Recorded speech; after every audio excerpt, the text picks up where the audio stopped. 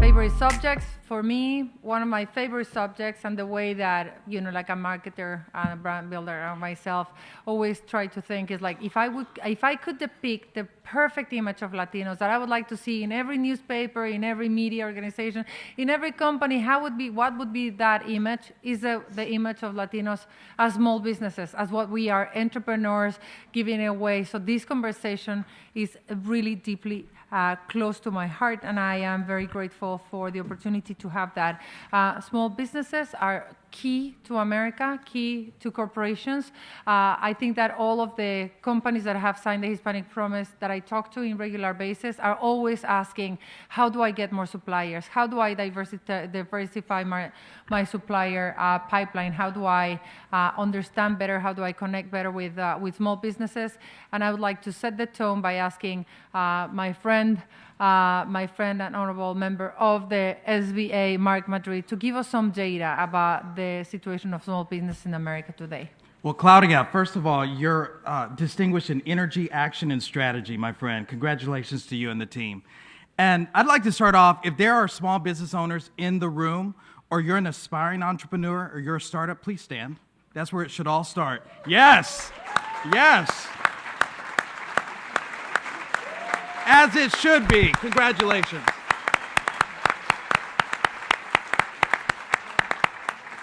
Let's set the framework of small businesses. I'm delighted to be here on behalf of Administrator Isabela Casillas Guzman, the highest-ranking Latina in President Biden's cabinet, and she's my boss. And when we look at small businesses in America, all you're responsible for is half of America's workforce. You're responsible for 2/3 of new net jobs. And if we drill it down further to Latinx, Latina, and Latino-owned businesses, all you're doing is starting businesses at a faster rate than non-Latinos. In fact, new businesses over the last 10 years for Latinx, 44% growth. For all others, 4%. All right? So it just doesn't make good sense. It makes good business sense to invest in Latinos.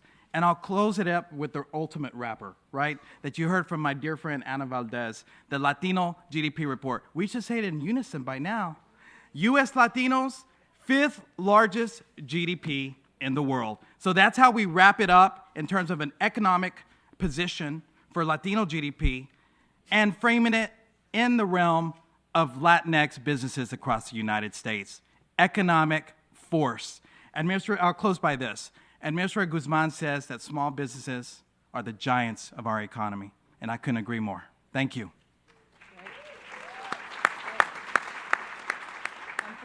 Putting it into perspective really helps. Putting it into perspective really helps understand the size of what we're talking about and how important this is for the economy and for companies. And Antonio, in your company, I would like to ask for you to share with us some of the challenges, the opportunities, and a little bit of the outlook, if you don't mind, of 2023, imminent recession, inflation. How is this going to affect small businesses? What should people know about? What are companies like you looking at in this respect? Let me pull my crystal ball first. So, first of all, thank you again, Claudia, for the invitation, and thank you, everybody, for joining this amazing event. I think the first step is for us to be present, right, to participate. And this event, I think, is such a great example of this, of what I think Latinos and Latinas should be doing to really advance our careers and help advance each other. So in PepsiCo, we firmly believe in the Latino opportunity. I mean, we're so convinced that we created the Hispanic business unit in our food and beverages business several years ago, probably one of the first companies, large companies that have a dedicated team focusing on the Hispanic opportunity. And Jose Luis shared earlier, we see a huge amount of our growth in the next few years coming from Latinos, from Latino consumers, from Latino customers, from Latino, small businesses. In terms of small businesses, we announced 2 years ago our racial equality journey, right? Focus on Hispanics. And as part of that, we announced a great program called Juntos Crecemos. Juntos Crecemos is about investing in Hispanic-owned small businesses, precisely for the reasons that Mark Madrid just shared in terms of that opportunity. There is about a $0.6 trillion gap in the economy if Latinos own, small businesses at the proportion that we represent of the population. Think about that, 0.6 trillion opportunity in the economy. We're about 1.1 trillion, I think, in terms of the size of consumption for Latinos. We could be generating another $600 billion in consumption if we were owning those businesses. So Juntos Crecemos is about providing support in terms of financial support through the grants that we do through the PepsiCo Foundation. We have a program called Impacto that is a multi-year program that aims to provide $10 million in grants to support a small business. So far, we have already provided about $2 million, and next year we intend to provide close to another $2 million in grants for small businesses. We have, as part of Juntos Crecemos, we launched a program this year called Jefa's Own program, together with, by the way, a great agency, Hispanic-owned agency, women-owned agency called Bowden, who's here present. I want to shout out for Bowden because they're part of this campaign, and we did this program in NASDAQ. We announced a program at NASDAQ earlier in the year, and it was an amazing event where we had 5 Latina women from different parts of the country that came over to New York to launch this program, and one of them, actually, Claudia, who is your tocaya, Claudia, she owns Claudia's Kitchen in the Bronx. It's a Peruvian restaurant, amazing food, so hopefully you will visit Claudia at some point, and she's one of these small businesses that we're supporting with our Hispanic digital and delivery program. So basically, it's a program that helps small businesses, bodegas, carnicerias, small restaurants, get the capabilities that they need to succeed in the new world. Jose Luis also mentioned that. You need these new capabilities, right? Digital capabilities. Well, through this program, we're equipping these small businesses with those capabilities so they can compete successfully through e-commerce, through the digital tools that they need to satisfy the needs of the consumers. So those are just a few of the examples that we have. But I would like to ask you, and we've been talking about this for a bit, a company like yours with the intentions, very clear intentions of actually doing the right thing, you being Latino leader, following the steps of Marisa Solis, putting it there all there, what are the challenges for a company like yours to hire or to engage with small businesses? Are we ready? Are we listed enough? Are we promoted enough? Are we visible enough? Are we... Yeah, visibility. I think visibility is a big challenge, to be perfectly candid. So we try to access Latino-owned businesses, and if it wasn't for people like some of my colleagues here, my colleagues Espi, Patty, Raul, I know a few of you are here in the room, who are Latinos, and they know this is a small business, and they try to identify. There is not like a full directory. You mentioned that earlier. There is not like a directory that we can go and say, okay, who is a Latino-owned business? We don't know that. So we work with the different Hispanic chambers of commerce. We work with the Latino Food Industry Association in California, and we partner with many, many organizations. So the call to action is anybody who can help get together this information and say, okay, here's all the small businesses in the different zip codes in the US, that will be a major first step. The second one is probably also raise your hand and say, this is what we need. For example, we have this Hispanic digital delivery program. We're trying to find small businesses in Phoenix, with the opportunity of the Super Bowl coming to Phoenix, to say, we want to equip you with these tools in preparation for the Super Bowl, so you're ready to serve your customers. Well, we're having challenges sometimes finding these small businesses that are ready to apply. It's not like, we wish there were more small businesses, applying, openly applying for these programs. I think sometimes they don't know, they don't find out enough, or maybe we need to make more noise to attract them to these programs. So I think visibility of the information and people bringing also some turnkey ideas. I think for us, a company like PepsiCo, if you bring us a great idea, a turnkey idea, we love to have those and help you activate those ideas. We have the resources to help you activate those ideas.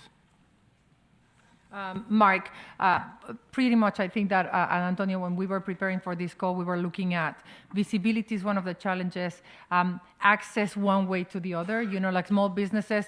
Which of the small businesses wouldn't raise your hand if I would say, is it easy for you to talk to companies like PepsiCo on a daily basis?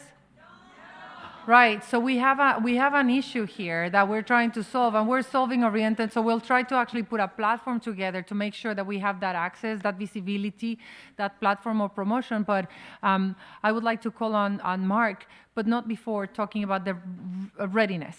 And you were talking about like the need to have access to capital and how important that is for scaling up small businesses, so that a PepsiCo can rely on small businesses and say like, yes, I'll hire you because I can rely on you being scalable enough for me to be able to hire you. We're talking about not only access to capital, but you were talking not only about access to capital, but the readiness and the training that you as a company require for making that change, if you don't mind. Correctly. So I think, again, the access to capital is a major point. I think I was looking at earlier some data that says 46% of Latino small business owners decline to apply for a loan. Literally say, no, I don't want to apply for a loan. That's compared to like 35%, I think, from non-Latino white. So it seems like we're almost averse to debt, right? To taking debt, not understanding that leverage, is a huge opportunity to grow. In terms of readiness, I think the readiness in terms of the capabilities, the having, the solutions to address the needs of your customers and consumers. So I think certainly readiness and access to capital are two of those opportunities that we certainly see that we need to address, and we need to address by helping close the gaps that I'm referring to in terms of skills, and capacities.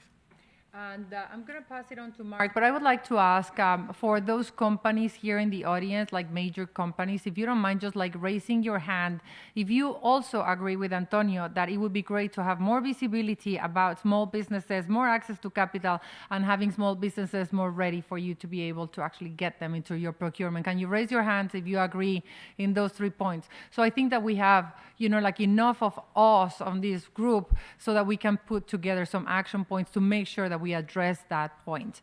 Okay, Mark, people don't know, like what about the resources and tools available for small businesses and companies that, like the administration and your previous works are there that you would like to show? Like what do we have that are available that people should know, and what is not there yet that you would like to have? Well, I'm on the edge of my seat because I want to share a story with you. And it's, we don't tell stories as often as we should. And when you mention, Antonio, thank you for mentioning the Super Bowl coming up in Glendale.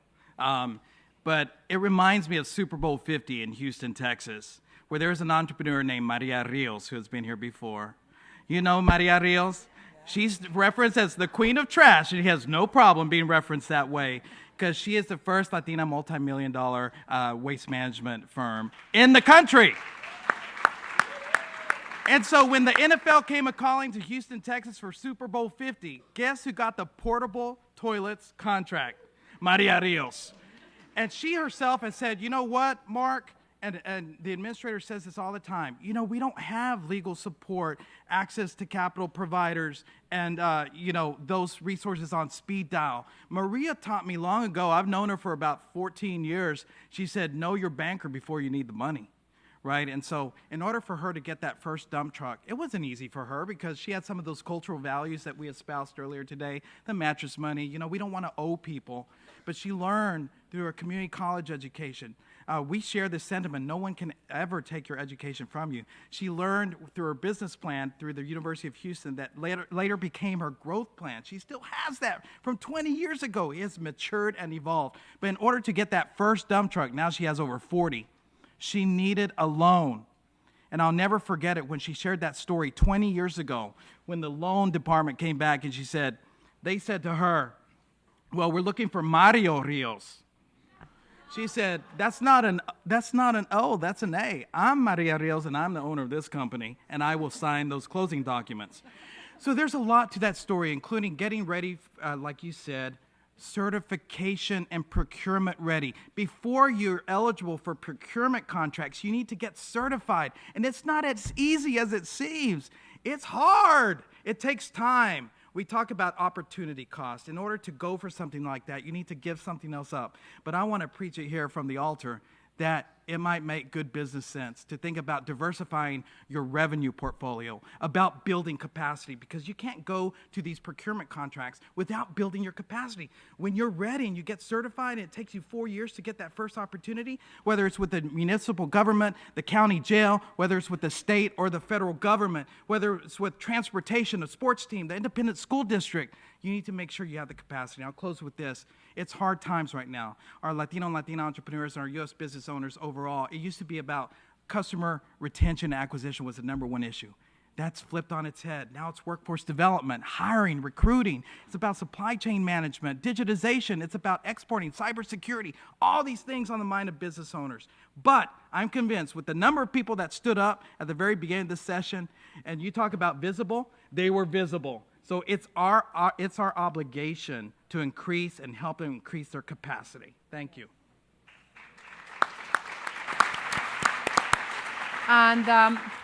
And before we close, and I would like to ask both of you to give us, as Jose Luis Prado was doing brilliantly in the session before, the takeaways, the call to actions, the things that we all will remember out of this session. But before that, I would like to recognize the Small Business Administration under the leadership of Mark Madrid for the support that you gave all the small businesses during COVID and the pandemic, including organizations like We're All Human. Thank you so very much. For the PPPs, for the calls, for addressing and making sure that Latinos, we were accessing that. So, call to action, takeaways, what can we do? What are solution-specific actions that we should take and learn from this session so that we can continue to empower the economic empowerment, elevating the small businesses? Well, first of all, I'm just going to take 60 seconds or less. Our website, the SBA, is sba.gov. SBA.gov, like Small Business Administration. I know it could be a behemoth of a website, a little bit complicated, but take 10 undistracted minutes to learn about the different sections that we have. Our Office of Capital Access, which supports 7A lending, which is collateralized lending at a low interest rate. It supports 504 lending if you want to purchase that land. It talks about government contracting. It talks about the unit that I run, entrepreneurial development, which I'm responsible and overseeing all the technical assistance centers across the country. There's over 1,300 of them. So I would submit for your consideration that you go there. And also, for those small business owners that are in the room that are scaled, meaning over $1 million of annual gross revenues, there's only 3% of the Latinx ecosystem that achieve this scale. I'm counting on you to mentor others that are starting up their businesses because there's not enough mentors. There's not enough supply for the demand. So that's the call to action. If you're a scale Latinx company, pick somebody up and bring them up with you. That's the call to action. Thank you so much.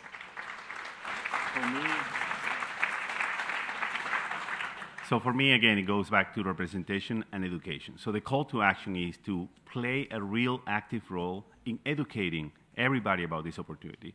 Don't just talk to your Latino, your Hispanic colleagues. Talk to everybody, your customers, your suppliers, your colleagues. Don't assume that everybody knows about this opportunity. The reality is all the data that we're seeing, you will be surprised how many people don't even know about it. So we have a great event that we do every year, the Hispanic Customer Growth Summit. More than 600 people, among them about 100 customers. I'm talking about from Walmart to Kroger to the smaller customers of PepsiCo, learning for almost one full day about all of this data. We won an amazing award today, by the way. I heard the Markham Platinum Award for this strategic communication for this Hispanic Growth Summit with another minority-owned agency called Strategic. So again, another minority-owned, Hispanic-owned partner. So call to action, education, education, education. Thank you. And I just want to make sure that we all also understand not only what we need visibility, representation, and education so that we have the readiness, education about the tools that are available, support among each other so that we can buy from each other, mentor each other, and if whenever you have a choice, go buy Latino. If you have to cut your hair, go Latino. If you have to go to a restaurant, go Latino. But that actually not only applies to individually, but also at the corporate level, as Antonio was so proudly saying. If you're in a position, demand a diversity in your slate, demand that your suppliers are Latino, hire Latino agencies, hire Latino vendors and suppliers as much as we can, because I think just within ourselves, we can go into the trillions of dollars and support our economy and your businesses. If I can say one final one.